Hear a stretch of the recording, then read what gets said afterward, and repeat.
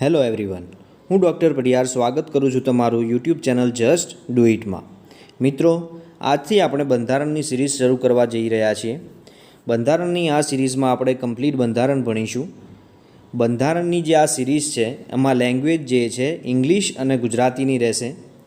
English લેંગ્વેજમાં પણ આપણે જાણવું ખૂબ જ જરૂરી રહેશે, કારણ કે એક્ઝામની અંદર અમુક ટર્મિનોલોજીસ જે છે ગુજરાતી કરતાં ઇંગ્લિશમાં વધુ સારી રીતે સમજાતી હોય છે. ઓકે, તો આજે આપણે ભણવાના છીએ મેકિંગ ઓફ ઇન્ડિયન કોન્સ્ટિટ્યુશન, એટલે કે ભારતના બંધારણની જે રચના થઈ એ ભારતના બંધારણની રચનાની જે કાર્યવાહી હતી એ આપણે ભણીશું. બરાબર છે? તો મેકિંગ ઓફ ઇન્ડિયન કોન્સ્ટિટ્યુશન એટલે કે ભારતના બંધારણની જે રચના થઈ એ જાણવી ખૂબ જ જરૂરી છે. શા માટે? તો ભારતની બંધારણની જે રચના થઈ છે એ રાતોરાત થઈ નથી. એની પાછળ ખૂબ જ મહેનત લાગી છે. બંધારણની અંદર શું લખેલું છે, બંધારણની અંદર શું આપેલું છે, શું શું જોગવાઈ છે, એ બધું જાણતા પહેલાં ભારતનું બંધારણ કેવી રીતે બન્યું એ જાણવું ખૂબ જ અગત્યનું છે. તો આપણે આજે શરૂઆત કરીશું મેકિંગ ઓફ ઇન્ડિયન કોન્સ્ટિટ્યુશન એટલે કે ભારતના બંધારણની જે રચના થઈ છે એના વિશે સૌપ્રથમ આપણે જાણીશું. તો આજથી આપણો લેક્ચર જે છે આપણે શરૂ કરીએ છીએ. ઓકે, જો વિડીયો તમને ગમે તો લાઈક જરૂરથી કરજો, શેર કરજો અને ચેનલને સબસ્ક્રાઈબ કરવાનું ભૂલતા નહીં. Okay, so let's begin. તો આજના આ લેક્ચરમાં આપણે ભણવાના છીએ demand for the constituent assembly, composition of the constituent assembly, working of the constituent assembly અને committees of the constituent assembly. એટલે કે ભારતની જે બંધારણ સભા જે છે, ભારતની જે બંધારણીય સભા જે બની હતી, ઓકે, કોન્સ્ટિટ્યુઅન્ટ એસેમ્બલી મીન્સ ભારતની જે બંધારણીય સભાની રચના થઈ હતી એના વિશે સૌપ્રથમ ડિમાન્ડ એની જોઈશું. ઓકે, પછી એની જે રચના જે છે કમ્પોઝિશન જોઈશું. ઓકે, પછી ભારતની બંધારણ સભાની કાર્યવાહી અને ભારતની બંધારણ સભાની જે અગત્યની જે કમિટીઝ હતી એ કમિટીઝ વિશે આપણે ભણીશું. ઓકે, સો શરૂ કરીએ આપણે સૌ પ્રથમ ડિમાન્ડ ફોર ધ કોન્સ્ટિટ્યુઅન્ટ એસેમ્બલીથી, એટલે કે ભારતની બંધારણીય સભાની રચના માટેની જે માંગ થઈ હતી એનાથી આપણે શરૂઆત કરીશું. તો ડિમાન્ડની આપણે વાત કરીએ તો ડિમાન્ડ શા માટે જરૂરી છે? તો આપણે બધાને ખબર છે કે માંગ્યા વગર કશું મળતું નથી, અને એ સમયે શું હતું, ભારત ઉપર અંગ્રેજોનું શાસન હતું. બરાબર? એટલા માટે માંગ્યા વગર આપણને કશું જ મળે એમ હતું નહીં. તો સૌપ્રથમ બંધારણીય સભાની રચનાની જે માંગ થઈ હતી એ કરી હતી 1934માં એમ.એન. રોય. બરાબર છે? આ બહુ જ ઇમ્પોર્ટન્ટ ક્વેશ્ચન બની જાય છે આપણા માટે, કારણ કે આ ઘણી બધી વાર યુપીએસસી તથા જીપીએસસીની એક્ઝામમાં પણ આ સવાલ જે છે પૂછાઈ ગયો છે કે ભારતની બંધારણીય સભાની રચનાની સૌપ્રથમ માંગ કોણે કરી હતી? તો જવાબ આવશે એમ.એન. રોય દ્વારા 1934માં. ઓકે, ત્યારબાદ 1935માં ઇન્ડિયન નેશનલ કોંગ્રેસ પ્રથમવાર ઓફિશિયલી ડિમાન્ડ કરે છે. શેના માટે? તો ભારતની બંધારણીય સભાની રચના માટેની. ફાઇન. ત્યારબાદ 1938માં Jawaharlal Nehru Indian National Congress વતી on behalf of Indian National Congress Jawaharlal Nehru declared that the constituent assembly must be form without any outside interference. એટલે કે ભારતની જે બંધારણીય સભા જે છે એ બનવી જોઈએ કોઈ પણ પ્રકારની બહારની દખલ અંદાજી વગર. એટલે કે ભારતની જે બંધારણીય સભાની જે રચના થશે એમાં ફક્ત અને ફક્ત ભારતીયો જ હશે જે ભારતનું બંધારણ બનાવશે. ઓકે, હવે આપણે જે અહીંયા કોન્સ્ટિટ્યુઅન્ટ એસેમ્બલી એટલે કે જે બંધારણીય સભાની આપણે વાત કરી રહ્યા છીએ, તો આ બંધારણીય સભાનું કાર્ય શું રહેશે? તો આ બંધારણીય સભા જે બનશે એ બંધારણીય સભા શું કરશે? તો ભારતનું બંધારણ બનાવશે. Okay, clear? ફાઇન. ચાલો, હવે આ જે ડિમાન્ડ થઈ હતી બંધારણીય સભા જે બનાવવા માટે જે માંગ થઈ હતી, તો એ માંગનો સૌ પ્રથમવાર સ્વીકાર ક્યારે થયો? તો જે માંગ થઈ હતી કે ભારતની બંધારણીય સભા બનવી જોઈએ અને આ ભારતની બંધારણીય સભા શું કરશે? ભારત માટે પોતાનું બંધારણ બનાવશે. તો એ જે માંગ હતી એ માંગ સૌ પ્રથમવાર સ્વીકારી અંગ્રેજો દ્વારા ઓગસ્ટ ઓફરમાં 1940માં. ઓકે, આ પણ બહુ જ ઇમ્પોર્ટન્ટ છે, ઘણી બધી વાર એક્ઝામમાં પૂછાઈ ગયેલો સવાલ છે કે ભારતની જે બંધારણીય સભાનો જે પ્રસ્તાવ હતો, જે માંગ હતી, એ સૌ પ્રથમવાર ક્યારે સ્વીકારવામાં આવી હતી? તો એ સ્વીકારવામાં આવી હતી સૌ પ્રથમવાર ઓગસ્ટ ઓફ 1940માં. Okay, then comes the Cripps Mission 1942. At this time there was time of World War II. Okay, World War II was going on. દ્વિતીય વિશ્વયુદ્ધ ચાલુ હતું, બરાબર છે. એટલે બ્રિટને ઇન્ડિયાનો સપોર્ટ લેવા માટે ભારત સામે જે છે પ્રસ્તાવ મૂક્યો.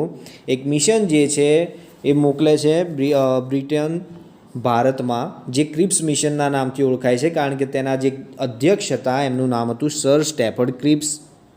ઓકે, તો હવે ક્રિપ્સ મિશનની અંદર એવી જોગવાઈ હતી કે ભારત જો બ્રિટનનો સાથ આપશે વર્લ્ડ વોર 2માં, તો દ્વિતીય વિશ્વયુદ્ધ જીત્યા બાદ શું કરશે? તો બ્રિટન જે છે ભારતને ડોમિનિયન સ્ટેટસ આપશે અને ભારતનું બંધારણ બનાવી આપશે. પરંતુ ઓબ્વિયસલી ક્રિપ્સ મિશનનો ઇન્ડિયન નેશનલ કોંગ્રેસે શું કર્યો? વિરોધ કર્યો.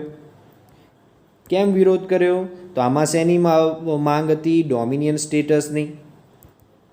ઓકે, ડોમિનિયન સ્ટેટસની વાત કરી હતી. ઓકે, અને આપણે હવે શું માંગણી કરી કે અમને કોઈ ડોમિનિયન સ્ટેટસ જોઈતું નથી. ડોમિનિયન સ્ટેટસ એટલે કે બીજા દેશની આધીનમાં આપણે રહેવાનું, બરાબર છે, એટલે કે બ્રિટનના આધીનમાં રહેવાનું, જેનો શું કર્યો? આપણે વિરોધ કર્યો. અને ડોમિનિયન સ્ટેટસની માંગ આપણે જે છે એ જે રજૂઆત હતી એને આપણે ફગાવી દીધી અને આપણે માંગ કરી કે હવે આપણે શું જોઈએ છે? કમ્પ્લીટ ઇન્ડિપેન્ડન્સ, પૂર્ણ સ્વરાજ જોઈએ. બરાબર છે, ખ્યાલ આવી ગયો અહીંયા સુધી? ક્લિયર? સો ક્રિપ્સ મિશનની અંદર પર ભારતના બંધારણ જે છે બનાવવાની જોગવાઈ હતી. ઓકે, ત્યારબાદ આવે છે કેબિનેટ મિશન 1946. અને આ કેબિનેટ મિશન અંતર્ગત ભારતનું જે બંધારણ છે, આ ભારતનું બંધારણ છે એની રચના થાય છે. Okay, clear? તો આ પણ બહુ જ ઇમ્પોર્ટન્ટ સવાલ બની જાય છે આપણા માટે કે ભારતનું જે બંધારણ છે એ કયા મિશન અંતર્ગત બન્યું હતું? તો ભારતના બંધારણની રચના કેબિનેટ મિશન 1946 અંતર્ગત થઈ હતી. Fine, clear? First of all means the demand of the Constituent Assembly was first accepted in August of 1940 and the Constitution of India was formed by Cabinet Mission 1946. This too becomes very important to remember if we see as a perspective of examination. Clear? So let's move ahead. Composition of the Constituent Assembly. હવે શું થયું? તો માંગ આપણી જે છે સ્વીકારવામાં આવી. 1946ની અંદર એવું અંગ્રેજો દ્વારા નક્કી કરવામાં આવ્યું કે ભારત જે છે એમને આપણે બંધારણીય સભા બનાવી આપીશું. તો કેબિનેટ મિશન અંતર્ગત ભારતની બંધારણીય સભાની રચના થાય છે. તો બંધારણીય સભા જે છે તો એની કમ્પોઝિશનની વાત કરીએ, એની રચનાની વાત કરીએ આપણે, સંરચનાની, તો એમાં ટોટલ કેટલી સીટ્સ હતી? 389, 389 સીટ હતી. આ 389 સીટ છે they were divided between two. Okay, 296 seats were allotted to the British India provinces. Okay, British India provinces, and 93 seats were allotted to princely states. Clear? અને આ જે 296 સીટ્સ હતી એમાંથી 292 જે સીટ છે એ કોને આપવામાં આવી હતી? તો એ વખતે હતા 11 ગવર્નર્સ પ્રોવિન્સીસ. ગવર્નર્સ પ્રોવિન્સ એટલે કે પ્રાંત, અને 4 જે છે એ chief commissioner provinces. Okay, clear થઈ ગયું? ટોટલ જે સીટ્સની વાત કરીએ તો ટોટલ સીટ્સ કેટલી હતી? તો ટોટલ સીટ્સ હતી 389. ટોટલ સીટ્સ હતી 389. એમાંથી 296 સીટ્સ જે છે એ બ્રિટિશ ઇન્ડિયા પ્રોવિન્સીસને આપવામાં આવી. 93 સીટ્સ જે છે પ્રિન્સલી સ્ટેટ્સ એટલે કે રજવાડાઓને આપવામાં આવી. 296 સીટ્સમાંથી 292 સીટ્સ જે છે એ 11 ગવર્નર પ્રાંતને આપવામાં આવી અને 4 સીટ જે છે એ વખતે જે ચીફ કમિશનર પ્રોવિન્સ હતા એને ફાળવવામાં આવી હતી. ક્લિયર? ચાલો, હવે જે આ સીટની જે ફાળવણી હતી એ શેના આધાર પર કરવામાં આવી હતી? તો સીટની જે ફાળવણી કરવામાં આવી હતી that was based on population distribution એટલે કે વસ્તીના આધારે કરવામાં આવી હતી. હવે ક્રાઇટેરિયા શું હતો એના માટેનો સીટ અલોટમેન્ટનો? ક્રાઇટેરિયાની આપણે વાત કરીએ તો 1 મિલિયન પોપ્યુલેશન માટે એક સીટ અલોટ કરવામાં આવી હતી. ક્લિયર? 1 મિલિયન એટલે કે 10 લાખ એટલે કે 1 સીટ પર મિલિયન પીપલ.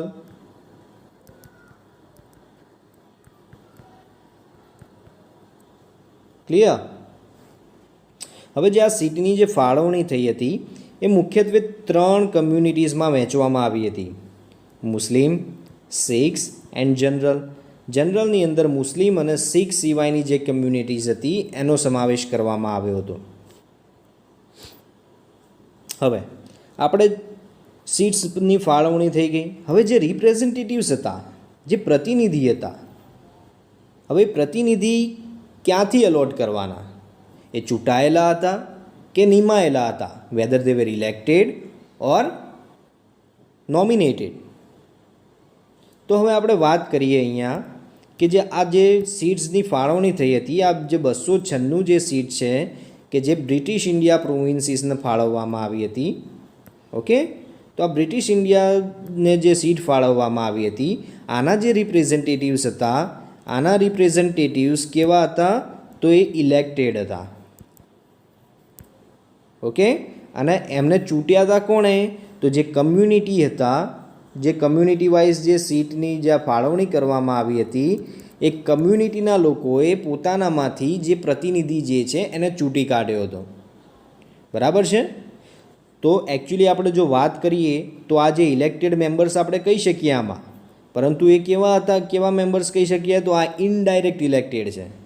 ઓકે, એટલે કે જે અત્યારે આપણે જે વયસ્ક મતાધિકાર અનુસાર જે રીતે આપણે ચૂંટીએ છીએ રિપ્રેઝેન્ટેટિવ્સને એવી રીતે નહીં. Okay, that was indirectly. Okay, indirect elections. Fine. અને જે આ 93 સીટ્સ જે હતી, આ 93 સીટ્સની આપણે વાત કરીએ તો એના જે રિપ્રેઝેન્ટેટિવ્સ હતા આ રજવાડાઓને ફાળવવામાં આવી હતી એટલે કે પ્રિન્સલી સ્ટેટ્સને. બરાબર છે? તો એમણે પોતાના જે પ્રતિનિધિ હતા એ એમની નિમણૂક કરી હતી. ઓકે, એટલે so they were nominated. They were nominated. Fine. આ યાદ રાખ, કારણ કે જીપીએસસીમાં હવે જે સ્ટેટમેન્ટ આધારિત સવાલ પૂછાય છે તો એની અંદર સ્ટેટમેન્ટ આપણને એક લખી દીધું હોય એમાં, બરાબર, કે જે ઇલેક્શન કોન્સ્ટિટ્યુઅન્ટ એસેમ્બલીની અંદર આપણે વાત કરીએ તો એ શું હતી? ચૂંટાયેલા સભ્યોની બનેલી હતી કે નિમાયેલા સભ્યોની બનેલી હતી? Whether it was form by elected members or nominated members. Okay, so it was form by both.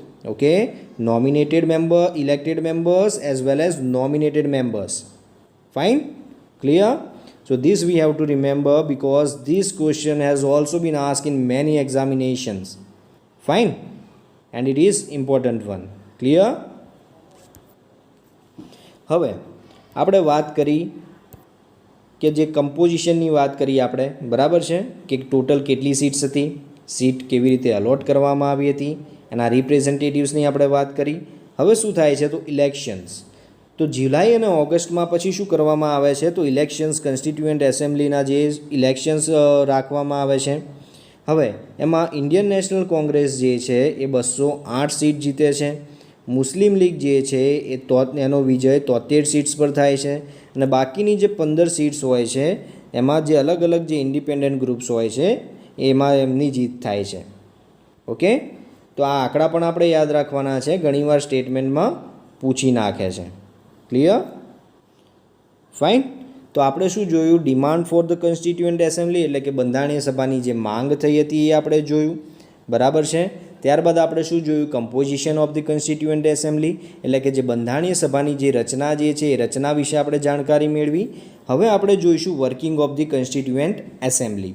બધા જે મેમ્બર્સ જે હતા એ ચૂંટાઈને આવી ગયા. આપણે એક વસ્તુ અહીંયા ધ્યાન રાખવાની છે કે જે આ જે ચૂંટણી જે થઈ બરાબર છે, આમાંથી જે આપણે ટોટલ જે 389 સીટ્સ હતી, ઓકે, એમાંથી જે 296 સીટ્સ જે હતી બ્રિટિશ ઇન્ડિયા પ્રોવિન્સીસ અને 93 જે છે પ્રિન્સલી સ્ટેટ્સને. પણ આ જે પ્રિન્સલી સ્ટેટ્સના જે રિપ્રેઝેન્ટેટિવ્સ હોય છે આ લોકો શું કરે છે તો ઇલેક્શનમાં ભાગ લેતા નથી, બરાબર છે.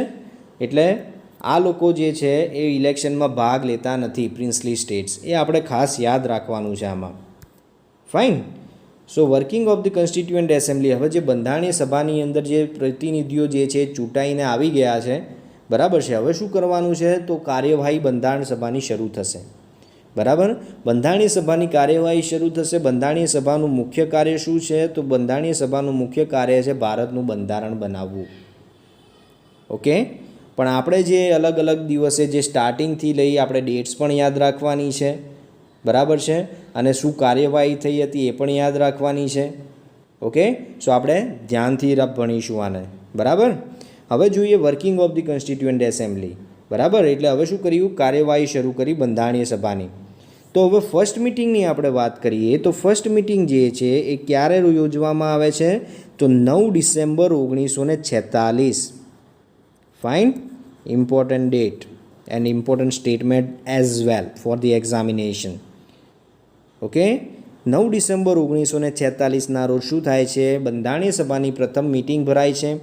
આ મિટિંગની અંદર મુસ્લિમ લીગ જે છે ભાગ લેતી નથી. Muslim League boycotted the first meeting of constituent assembly. Clear. હવે બંધારણીય સભાની જે પ્રથમ મિટિંગ હતી એમાં સૌપ્રથમ શું કાર્ય થાય છે તો જે ટેમ્પરરી પ્રેસિડેન્ટ એટલે કે કાર્યકારી અધ્યક્ષ, ઓકે, ગુજરાતીમાં આપણે કહીએ કાર્યકારી અધ્યક્ષ. કાર્યકારી અધ્યક્ષ તરીકે ડૉક્ટર સચ્ચિદાનંદ સિન્હા જે છે એમની નિમણૂક થાય છે, okay. Dr. Sachidanand Sinha was nominated as temporary president in the first meeting of Constituent Assembly. Clear? Then, later, Dr. Rajendra Prasad was elected as president. Fine. આપણને આ ખબર હોય છે કે સૌપ્રથમ કાર્યકારી અધ્યક્ષ કોણ હતા તો ડૉક્ટર સચ્ચિદાનંદ સિન્હા, પછી ચૂંટાયેલા અધ્યક્ષ કોણ હતા તો ડૉક્ટર રાજેન્દ્ર પ્રસાદ. પણ જો આપણને પૂછી દે કે બે વાઇસ પ્રેસિડેન્ટ્સ કોણ હતા તો આપણે કન્ફ્યુઝ થઈ જઈએ, બરાબર છે.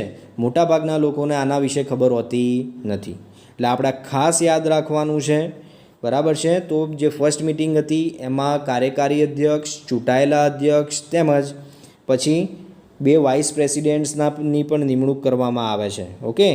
હવે બે વાઇસ પ્રેસિડેન્ટ જે છે એમને ચૂંટવામાં આવે છે. બે વાઇસ પ્રેસિડેન્ટ જે છે કોણ હતા તો એચ.સી. મુખર્જી અને વી.ટી. કૃષ્ણમાચારી. ક્લિયર. આ યાદ રાખવાનું છે આપણે, બરાબર.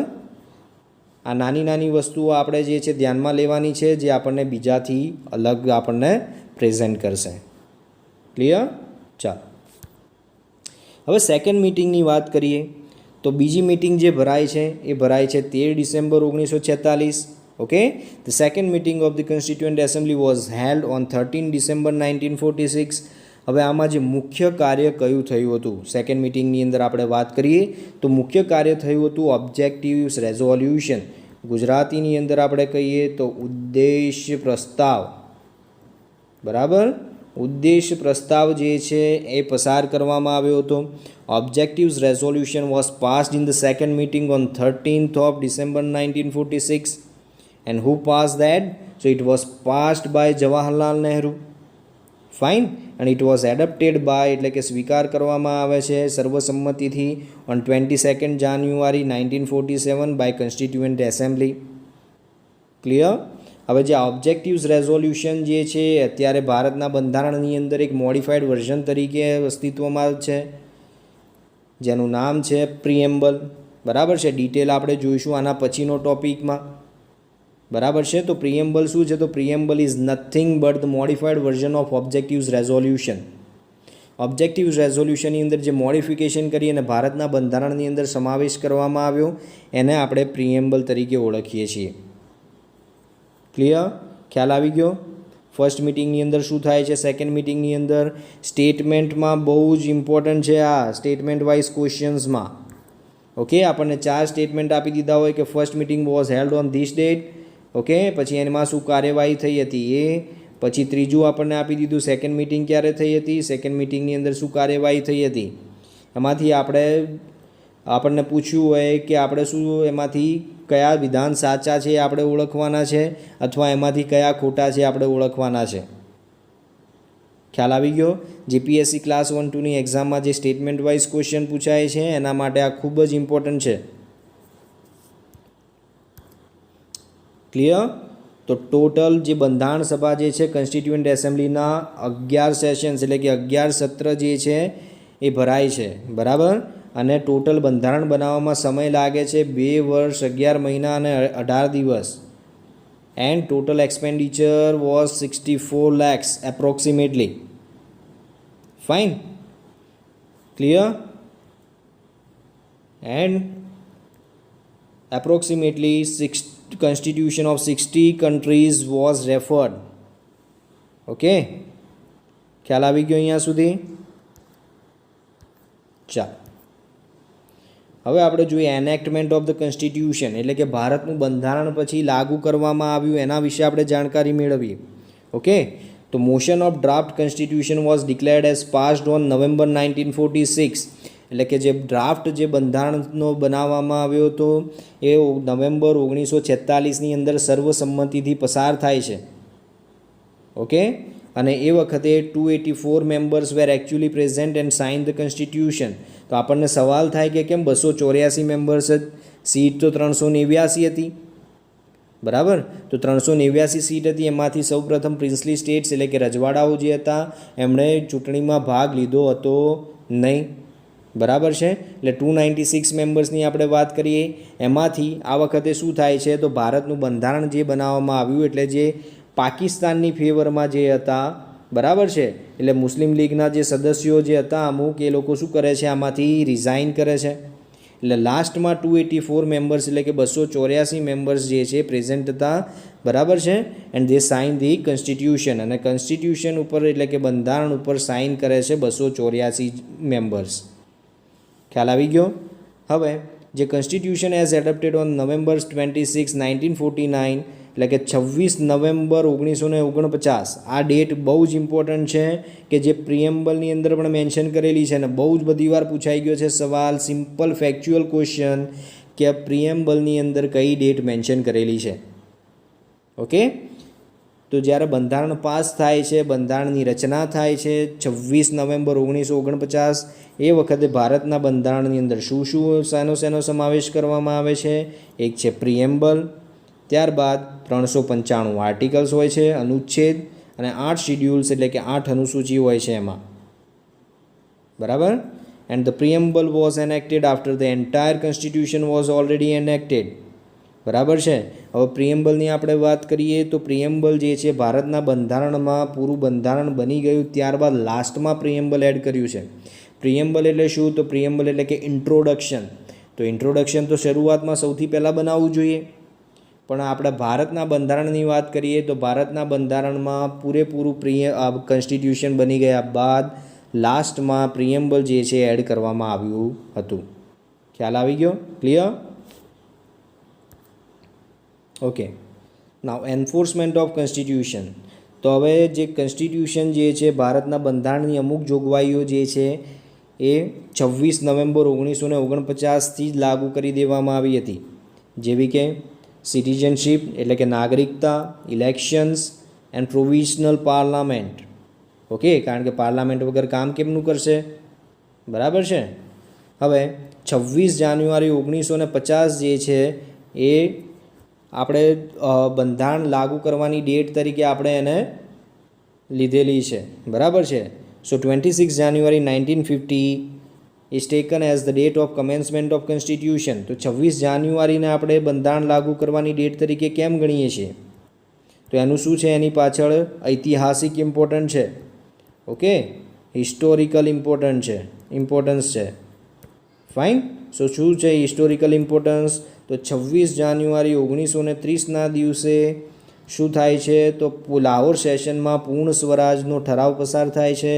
જવાહરલાલ નહેરુ શું કરે છે તો રાવી નદીના કિનારે ત્રિરંગો લહેરાઈને પછી એ વખતે પૂર્ણ સ્વરાજ જે છે તો પૂર્ણ સ્વરાજની ઘોષણા કરવામાં આવે છે. તો ઐતિહાસિક મહત્ત્વના કારણે 26 જાન્યુઆરીને આપણે બંધારણ જે છે એને લાગુ કરવાની ડેટ તરીકે આપણે લીધેલી છે, જેને આપણે શું કહીએ છીએ તો રિપબ્લિક ડે એટલે કે ગણતંત્ર દિવસ તરીકે ઓળખીએ છીએ. ક્લિયર? હવે કમિટીઝની આપણે વાત કરીએ. Committees of the constituent assembly. તો જે કમિટીઝ જે છે ઇમ્પોર્ટન્ટ કમિટીઝ જે હતી એના વિશે આપણે જોઈએ. તો મેજર કમિટીઝ જે ઇમ્પોર્ટન્ટ હતી એના વિશે આપણે માહિતી મેળવીશું. તો આ બધી જે છે કમિટીઝના નામ છે અને આ જે છે એના અધ્યક્ષ કોણ હતા એ અધ્યક્ષના નામ છે. હવે યુનિયન પાવર્સ કમિટી એના આપણે કહીશું સંઘ શક્તિ. ઓકે, સંઘ શક્તિ સમિતિ ગુજરાતીમાં. તો સંઘ શક્તિ સમિતિના હેડ કોણ હતા? અધ્યક્ષ કોણ હતા? જવાહરલાલ નહેરુ. પછી છે યુનિયન કોન્સ્ટિટ્યુશન કમિટી. ઓકે, એટલે કે સંઘ બંધારણીય સમિતિ. ઓકે, તો સંઘ બંધારણીય સમિતિના અધ્યક્ષ કોણ હતા? એ પણ હતા Jawaharlal Nehru. Provincial constitution committee એટલે કે પ્રાંતીય બંધારણ સમિતિ, એના અધ્યક્ષ હતા સરદાર પટેલ. ડ્રાફ્ટિંગ કમિટી પ્રારૂપ અથવા ખરડા સમિતિ, એના અધ્યક્ષ હતા doctor BR Ambedkar. Advisory committee on fundamental rights મૂળભૂત અધિકારો લઘુમતી, બરાબર છે, અને ટ્રાઇબલ અને એક્સક્લુડેડ એરિયાઝ જે છે એના માટેની જે કમિટી બની હતી એના જે અધ્યક્ષ કોણ હતા તો Sardar Patel. Fine. Rules of procedure doctor Rajendra Prasad. States committee રાજ્ય સમિતિની વાત કરીએ તો રાજ્ય સમિતિ જે છે એના અધ્યક્ષ હતા જવાહરલાલ નહેરુ. સ્ટીયરિંગ કમિટીના અધ્યક્ષ હતા ડૉક્ટર રાજેન્દ્ર પ્રસાદ. ઓકે, આ પણ આપણે યાદ રાખવાનું છે, બરાબર છે. ઘણી બધી વાર આપણને ડીવાયએસઓમાં કેવી રીતે ફેક્ચ્યુઅલ આપણને ક્વેશ્ચન પૂછી નાખે છે કે પર્ટિક્યુલર કમિટીના અધ્યક્ષ કોણ હતા. ઓકે, ચાલો હવે ડ્રાફ્ટિંગ કમિટીની આપણે વાત કરીએ. તો જે બધી જે કમિટી હતી એમાંથી મોસ્ટ ઇમ્પોર્ટન્ટ કમિટીની આપણે વાત કરીએ તો એ હતી ડ્રાફ્ટિંગ કમિટી. ઓકે, એને આપણે ગુજરાતીમાં કહીએ તો પ્રારૂપ સમિતિ અથવા ખરડા સમિતિ, બરાબર. તો આ પ્રારૂપ સમિતિ અથવા ડ્રાફ્ટિંગ કમિટીની રચના થઈ હતી 29 ઓગસ્ટ 1947. અને ડ્રાફ્ટિંગ કમિટી ટુક લેસ ધેન 6 મંથ, 6 મહિના કરતાં પણ ઓછા સમયની અંદર ડ્રાફ્ટ તૈયાર કરી દીધો. આપણે પર્ટિક્યુલરલી જોવા જઈએ તો 141 દિવસમાં. હવે આ બહુ જ ઇમ્પોર્ટન્ટ બની જાય છે, આપણે મેમ્બર્સના નામ યાદ રાખવાના. ઓકે, તો મેમ્બર્સના નામની આપણે વાત કરીએ તો કુલ કેટલા સભ્યો હતા ડ્રાફ્ટિંગ કમિટીમાં? 7 મેમ્બર્સ. ટોટલ 7 સભ્યો હતા. અને ડ્રાફ્ટિંગ કમિટીના ચેરમેન હતા કોણ? Doctor BR Ambedkar.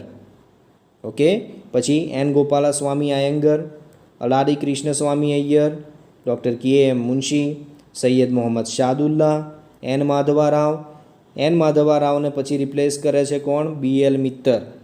અને TT Krishnamachari, he was replaced by DP Khaitan. Clear? So there were total 7 members in the drafting committee. Dr. BR Ambedkar was the chairman of the drafting committee. Fine? And we have to remember the names of 7 members. This is most important. Many times this question has also been asked, who replaced the other one. Okay? Clear? કોને replace કર્યા હતા એ પ્રકારનો પણ સવાલ પૂછાય છે. Fine, clear. તો આજનો જે આપણે ટૉપિક છે અહીંયા આપણે એન્ડ કરીએ છીએ. તમને જો વિડીયો ગમ્યો હોય તો લાઈક કરજો, શેર કરજો અને ચેનલને સબસ્ક્રાઈબ કરવાનું ભૂલતા નહીં. ઓકે, સો જય હિન્દ, જય ભારત.